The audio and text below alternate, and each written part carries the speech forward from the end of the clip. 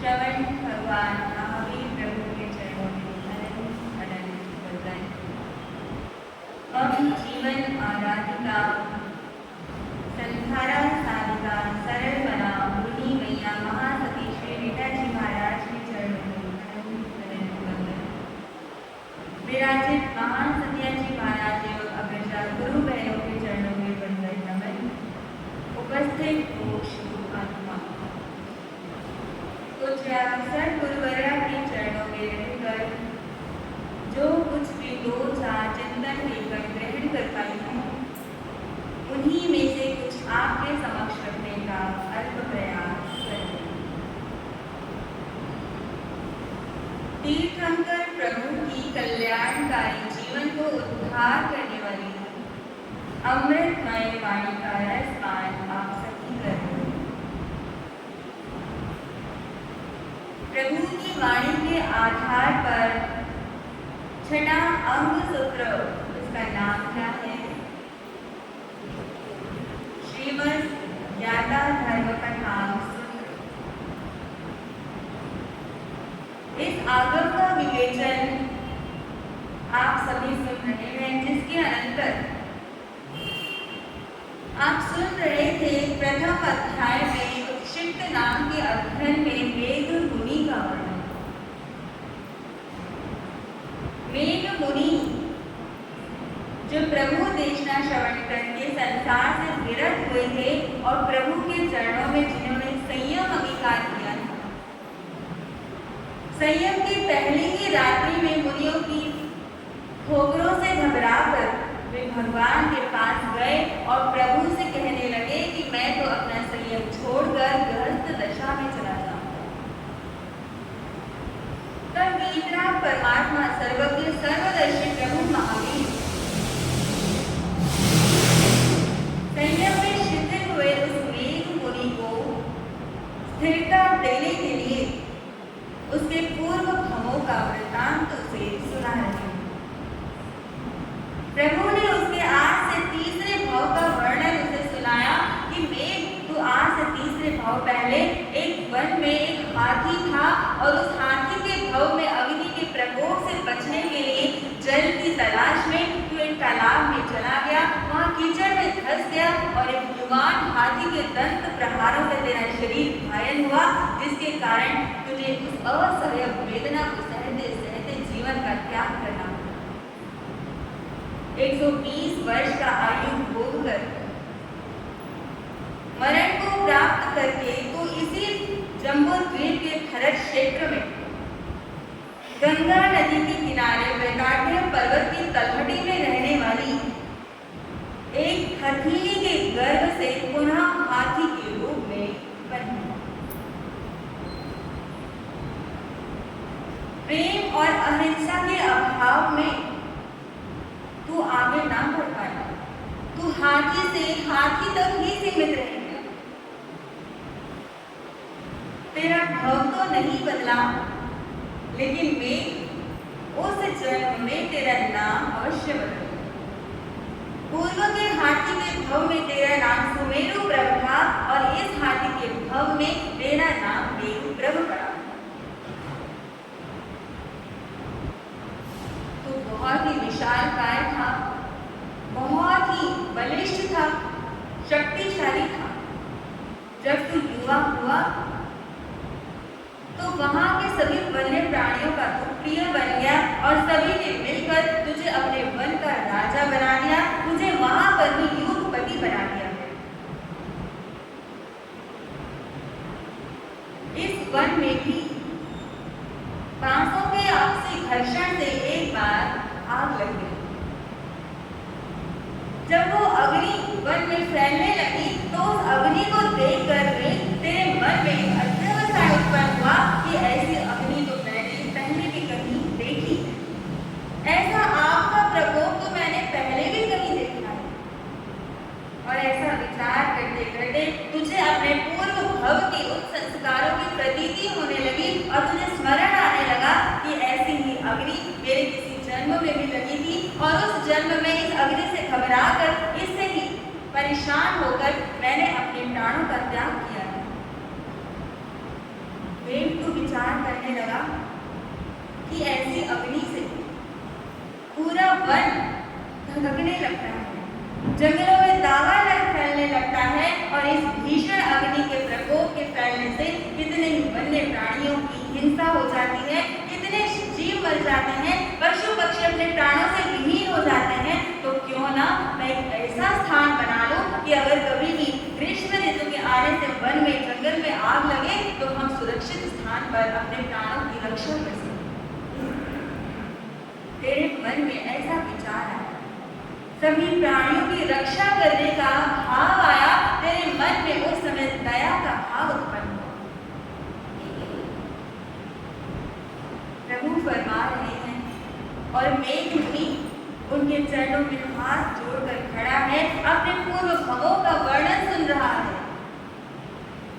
प्रभु कहते हैं मेघ, इस जन्म में तेरे जीवन में एक घटना घटित हुई थी, उस घटना के आधार पर ही आज तो राजकुमार बन पाया है। वो घटना क्या थी? उस अग्नि को देखकर तेरे मन में एक सुरक्षित स्थान बनाने का विचार आया और तूने अन्य हाथियों की सहायता से एक क्षेत्र को सभी वृक्षों से रहित कर दिया, अपनी सूंड से उखाड़ कर वृक्षों को फेंक दिया, एक ऐसा मैदान, एक ऐसा मंडल बनाया कि वहां पर कोई घास उसका तिनका भी न रहा। तेरे मन में तिर्यंच होकर भी, पशु की योनि में होकर भी ऐसा अहिंसा का, ऐसी दया का भाव तेरे मन में जागा। आज जिस घटना से तू घबरा रहा है, मुनियों की हल्की सी ठोकर से तो दुखित हो रहा है, लेकिन उस भव में तेरे ऊपर इतना बड़ा एक संकट आया था जब तू तनिक भी नहीं घबराया। और जो घबराने वाला जीव होता है वो कभी भी आगे नहीं बढ़ सकता, वो कभी भी अपने लक्ष्य को प्राप्त नहीं कर सकता है।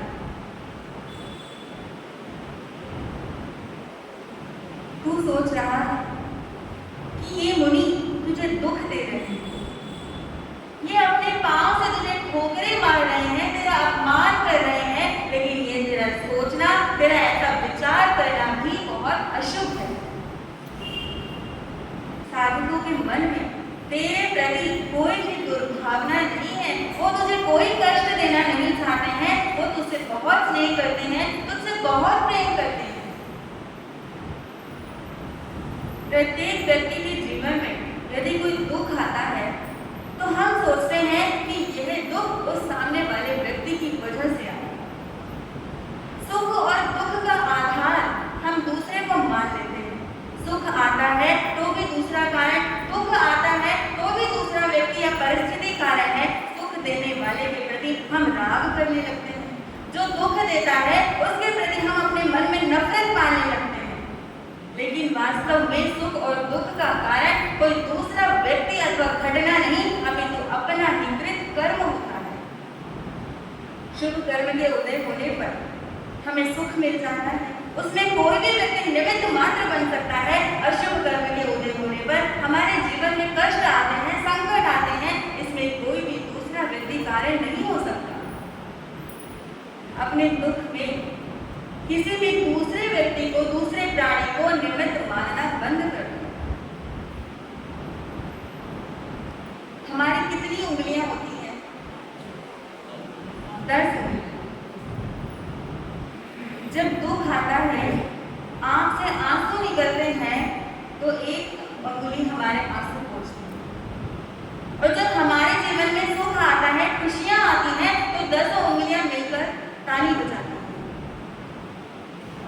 जब हमारा ही शरीर हमारे साथ इस प्रकार का व्यवहार करता है, दुख आने पर मात्र एक उंगली काम आती है, सुख आने पर 10 उंगलियां इकट्ठी हो जाती हैं। जब हम अपने शरीर से ही इस प्रकार का व्यवहार ले रहे हैं, तो दूसरे प्राणियों से, दूसरे व्यक्तियों से हमें कोई सुख की उम्मीद नहीं करनी चाहिए। प्रभु फरमा रहे हैं, मैं तेरे जीवन में शुभाशुभ कर्मों का कारण तेरे ही पूर्व भवों के कर्म है, तो उन मुनियों को दोषी मत ठहरा, तो उनके लिए अपने मन में कोई विद्वेष का भाव मत ला। मैं उस अग्नि को देखकर सभी के प्राणों की सुरक्षा के लिए तूने एक बहुत बड़ा मैदान तैयार कर दिया। एक बार पुनः उस वन में फिर से बहुत बड़ा दावानल जला, बहुत बड़ी अग्नि जली। और तब तो तूने सुरक्षित स्थान बनाया ही हुआ था, तो सभी प्राणियों को लेकर भागता हुआ दौड़ता हुआ उस मैदान में पहुंच गया और सभी प्राणी अपने प्राणों की रक्षा के लिए उस मैदान में एकत्रित हो गए, जहां पर तृण की कोई वृक्ष की एक पत्ती भी नहीं। वन के सभी पशु पक्षी आपस का बैर भाव भुलाकर अपने प्राणों की सुरक्षा के लिए वहां पर खड़े हुए हैं। वो पूरा मैदान प्राणियों से भर गया। किसी को किसी से कोई भय नहीं है, क्योंकि आज सभी को अपने जीवन की सुरक्षा करनी है। आज किसी को किसी दूसरे के जीवन पर प्रहार नहीं करना है। उसी समय में तेरे शरीर में खुजली होने लगी। तूने अपने देह को खुजाने के लिए अपना एक पांव उठाया और तो खुजली करने लगा, और वहीं पर एक नन्हा सा शशक था, छोटा सा खरगोश था, जिसे कहीं पर भी बैठने की, खड़े होने की जगह नहीं मिल रही थी। और तूने जब पांव उठाया तो वो थोड़ा सा स्थान रिक्त हो गया। वो जगह खाली देखकर वो छोटा सा खरगोश वहां पर आकर बैठ। जब तुमने पांव नीचे रखना चाहा तो उस समय तुमने अपने विवेक का प्रयोग किया। तुमने नीचे देखा तो तुम्हारे पांव की जगह पर एक छोटा सा नन्हा सा खरगोश बैठा था। तुमने विचार किया, मेरा तो इतना भारी शरीर है, इतना भारी भरकम मेरा पांव है, अगर मैं इसको ऊपर अपना पांव रख दूंगा तो यह तो बेचारा जीवन रहित हो जाएगा, मर जाएगा, इसके शरीर का तो कचूमर निकल जाएगा। तूने उस खरगोश पर दया करके अपने पांव को नीचे नहीं रखा, अधर में ही लटकाए रखा, और उस वन में 2.5 दिनों तक वो अग्नि जलती रही। वन की अग्नि ऐसे नहीं बुझती है, कोई वहां बुझाने वाला नहीं होती है। या तो सुलभ कर स्वतः बुझ जाती है, अथवा वर्षा आने पर ही बुझती है। इसलिए 2.5 दिनों तक अग्नि जलती रही, और 2.5 दिनों तक सभी प्राणी उसी मैदान में खड़े रहे, और तुम्हारा पांव भी उसी प्रकार अधर में लटका रहा। जब अग्नि शांत हुई, वातावरण शांत हो गया, तो सभी प्राणी उस मैदान से निकलकर इधर उधर चले गए। वो खरगोश जो तुम्हारे पांव के स्थान पर बैठा हुआ था, वो भी वहां से निकला और फुदकता हुआ दूर चला गया। तब तुमने सोचा कि अब तो मैदान खाली हो गया है, मेरे पांव रखने का स्थान भी खाली हो गया है, मैं भी थक गया हूँ, इसलिए मैं अपना पांव नीचे रख लेता हूँ। जब तुमने नीचे पांव रखना चाहा तो तुम्हारा पांव सुन्न हो चुका था, तुम्हारे पांव में अकड़ाहट आ चुकी थी, तुम्हारे पांव का रक्त संचार बंद पड़ चुका था, तुम्हारा पांव नीचे नहीं हुआ। तुमने झटके से पांव को नीचे रखना चाहा तो तुम्हारा वो भारी भरकम शरीर धड़ाम से धरती पर गिर गया। भयंकर ताप, ज्वर तुम्हारे शरीर में आ गया। गर्मी के कारण तुम्हारा शरीर तप रहा था, तुम्हें बुखार चढ़ गया, और इस तरह लेकिन तुम्हारे मन में ऐसा विचार था कि आज मैंने कितने ही प्राणियों को सुरक्षित बचा लिया है, अग्नि से बचा लिया है, कितने जीवों को अपने जीवन से रहित होने से मैंने बचाया है। इस तरह तुम्हारे मन में एक अहिंसा का, एक दया का भाव था। उस ताप से पीड़ित होते होते तुमने प्राणों को त्याग दिया, और उस समय वहां प्राणों को छोड़कर उस दया के प्रभाव से तुम वहां मृत्यु को प्राप्त होकर इस मनुष्य जन्म में राजकुमार बने।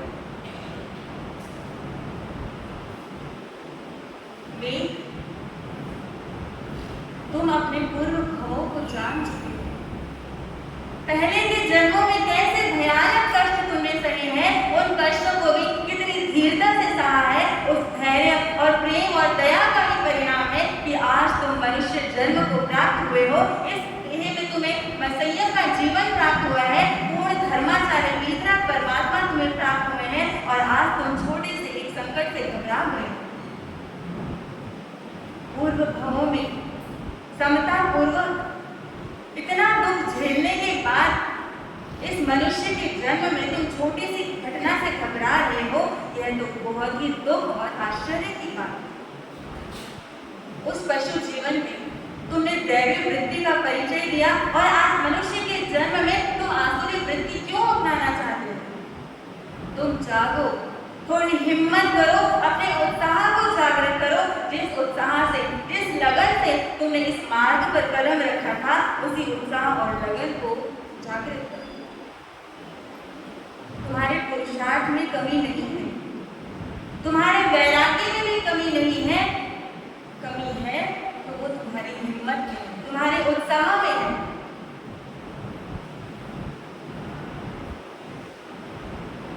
न दीवारें चुने बुलबुल ऊंची है, न शाखें गुल हो ऊंची है, न दीवारें चमने बुलबुल। तेरी हिम्मत की कोताही, तेरी हिम्मत की बस्ती। बागवान कोयल को संबोधित करते हुए कहता है, ना तो वृक्ष की शाखा ऊंची है, ना ही कोई दीवार ऊंची है। अगर तो वृक्ष की शाखा तक पहुंच नहीं पाती है तो यह मात्र तेरी हिम्मत की कमी है, तेरी उड़ान में कमी है। अगर तू चाहे, थोड़ी मेहनत करे तो तू दीवार से ऊपर उठकर वृक्ष की शाखा पर बैठकर चहक सकती है। प्रभु भी मेघ को अपनी हिम्मत और उत्साह बढ़ाने की प्रेरणा दे रहे हैं। जब मेघ मुनि ने अपने पूर्व गुणों का वृत्तांत सुना कि पशु जीवन में होकर मैंने कैसे कैसे कष्टों को सहा, उन कष्टों को धीरतापूर्वक, संभावपूर्वक सहने के परिणाम स्वरूप मुझे ये मनुष्य का जीवन प्राप्त हुआ है, मुझे तीर्थंकर परमात्मा की शरण प्राप्त हुई है, तो आज मैं इस अमूल्य अवसर को क्यों गंवा रहा हूँ? उसे पश्चाताप होने लगा। मैं विचार करने लगा कि मेरी वृत्ति, मेरे परिणाम कितने नीचे गिरने लगे हैं कि मैं संयम छोड़कर पुनः ग्रस्त दशा में जाने का विचार बना रहा हूँ। वो प्रभु के सामने आंसू बहा रहा है, हाथ जोड़कर खड़ा है और भगवान की स्तुति कर रहा है। प्रभु से कह रहा है, प्रभु अगर आज आप ना होते तो मैं ना जाने कौन से गर्त में गिर पड़ता। मुद्दतों पांवों तले मैं ठोकरें खाता रहा, मुद्दतों पांवों तले मैं ठोकरें खाता रहा। हाथ में उस्ताद के आया, पत्थर से ठाकुर। मैं तो एक पत्थर था, चट्टान था, संसार की गलियों में भटक रहा था। कभी मैं किसी की ठोकर का कारण बनता था, कभी मैं किसी की चोट का कारण बनता था। कोई मुझे इधर लुढ़का देता, कोई मुझे उधर फेंक देता था और इस तरह मैं गलियों में भटकता भटकता अपना जीवन यूं ही गंवा रहा था। जब मेरे उस्ताद ने मुझे अपने हाथों में लिया, जब मेरे गुरु ने मुझे अपने हाथों में संभाला, तो मेरा जीवन धड़कर ऐसा बना दिया कि अब मैं एक दिव्य आत्मा बन गया हूँ। पत्थर कैसा होता है? उसका कोई रूप नहीं होता, उसकी कोई संरचना नहीं होती है। उसे तो शिल्पकार जब घड़ता है, प्रतिमा का आकार देता है, तो वही पत्थर पूजनीय और वंदनीय बन जाता है। इसी तरह एक मनुष्य को, एक जीव को जब सद्गुरु की शरण प्राप्त होती है, जब उनका सानिध्य मिलता है, तो वो गुरु शिल्पकार की तरह उस जीव के जीवन को घड़कर दिव्यता प्रदान करते हैं और वह पूरे संसार में पूजा जाता है। प्रभु के गुणगान कर रहा है, मेघ मुनि पश्चाताप कर रहा है और प्रभु से कह रहा है, प्रभु आज आपने मुझे दुर्गति में जाने से बचा लिया। आज आपके वचन सुनकर, आपकी वाणी सुनकर मुझे मेरा जीवन मिल गया है। आपने मेरे जीवन को संभाल लिया है। प्रभु आज आपकी साक्षी से आपके चरणों की सौगंध खाता हूँ और मैं संकल्प करता हूँ कि अपने देह में मात्र अपने 2 नेत्रों को छोड़कर बाकी पूरी देह में संतों की सेवा में लगा दूंगा। अपने इन 2 नेत्रों को मात्र क्रिया समिति के पालन के लिए, जीवों की सुरक्षा के लिए इनका प्रयोग करूंगा। बाकी का पूरा शरीर मैं मुनियों की सेवा में समर्पित करूंगा। इस तरह तीर्थंकर प्रभु महावीर ने मेघ मुनि को गिरते हुए मन को संभाला, जो संयम के जीवन को त्याग कर संसार के गर्त में, संसार के कीचड़ में गिरने जा रहा था, उसे उपदेश देकर, उसके पूर्व भावों को सुनाकर उसके मन को स्थिर कर दिया, संयम में स्थापित कर दिया। ऐसी ही होती है तीर्थंकर परमात्माओं की महिमा। मेघ मुनि अब अपने संयम में सुस्थित हो चुके हैं। प्रभु की आज्ञा लेकर अब वे तपस्या में लीन रहने लगे, मुनियों की सेवा करने लगे। उन्होंने अपने जीवन में गुण रत्न संवत्सर जैसा महाकठिन तप किया।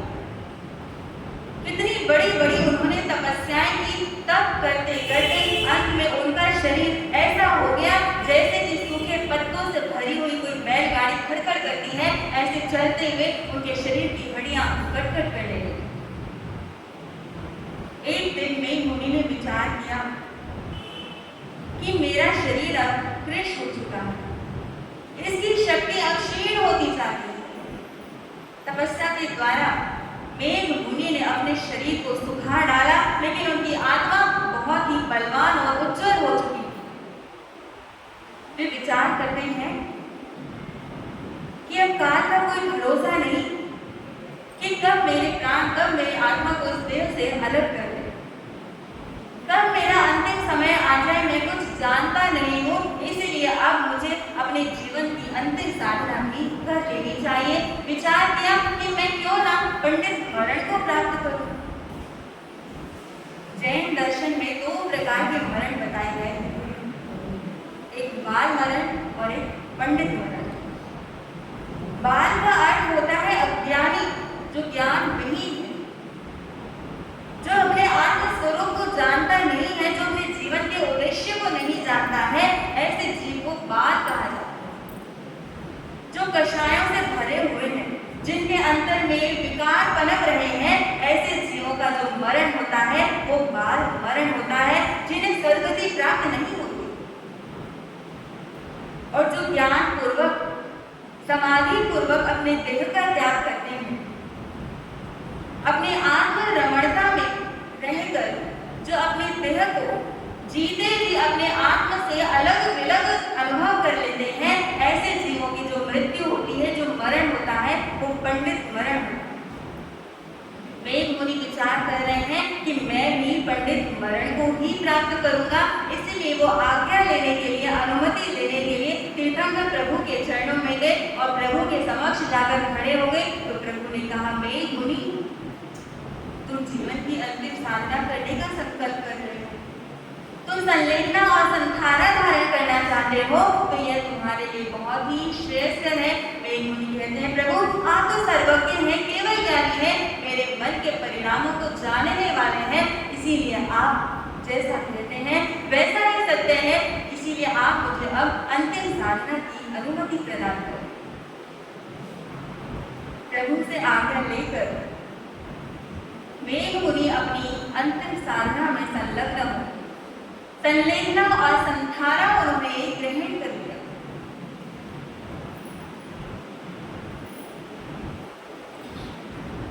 अपने जीवन के चरम लक्ष्य को उन्होंने अपने ध्यान में रखा। कितने ही कर्मों को वो अपने क्षय कर चुके हैं, अपनी साधना में निमग्न हो रहे हैं और अपने जीवन के अंतिम क्षणों को उन्होंने आत्म रमणता में व्यतीत कर दिया। इस प्रकार मेघ मुनि ने 12 वर्षों तक संयम का पालन किया और अंत में 1 माह का उन्होंने संधारा ग्रहण किया और समाधि पूर्वक उन्होंने अपने उस देह का त्याग किया और सद्गति को उन्होंने प्राप्त कर लिया। अन्य मुनि उनके धर्मोपकरण लेकर प्रभु महावीर के पास पहुंचे और प्रभु से पूछने लगे, प्रभु यह मेघ मुनि काल धर्म को प्राप्त करके किस गति को प्राप्त होगी? तब प्रभु ने फरमाया कि यह मेघ मुनि अत्यंत विनीत और अत्यंत सरल थे और इन दोनों प्रधान गुणों के कारण उन्होंने देवलोकों को प्राप्त किया है, विजय नामक अनुत्तर विमान को उन्होंने प्राप्त किया है और अब यहाँ से 33 सार्वभौम का आयुष्य पूर्ण करके वे महाविजय क्षेत्र में जन्म लेंगे वहाँ पर पुनः संयम की आराधना करेंगे और उसी एक भव में अपने अनंत जन्मों का अंत कर देंगे, अपने सभी कर्मों को क्षय करके वे अपने सिद्ध बुद्ध और मुक्त लक्ष्य को प्राप्त कर लेंगे। इस प्रकार प्रभु की वाणी के आधार पर, गुरु कृपा के आधार पर, उनकी ही कृपा से श्रीमद्याता धर्म कथा सूत्र का ये उत्क्षिप्त नामक प्रथम अध्याय यहाँ पर संपूर्ण होता है। इस अध्याय में मुनि के दोषों को देखना हमारा उद्देश्य नहीं है कि वे संयम से विचलित हुए, गृहस्थ में जाने का विचार करने लगे, यह देखना हमारा उद्देश्य नहीं, बल्कि वे संकटों से घबराकर उसके बाद जो संयम में प्रभु के द्वारा स्थित हुए हैं, उन्होंने जो साधना की, जो तपस्या की है और उन्होंने अपने मन में जो सरलता को स्थापित किया, जो साधना में उन्होंने अपने मन को लगाया, वैसे ही साधना, वैसे ही सरलता और वैसे ही सद्गुण हमारे जीवन में भी आए।